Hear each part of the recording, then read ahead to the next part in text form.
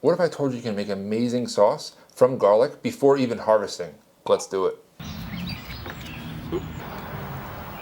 I really like being able to just get stuff from the garden and cook it right up. 170 grams of Scapes, 1 tablespoon of capers, 1 juice of a lemon, half tablespoon of Calabrian chili paste, 1/2 teaspoon of smoked paprika. Secret ingredient, Grillo's pickle juice. About 1/4 cup of pickle juice. We'll cook this on high heat for a little bit.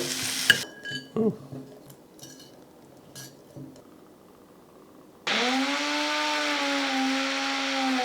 Honestly, I'm falling in love with this. You could throw it on a hoagie, you could use it in pasta, shit, you could even use it on some barbecue.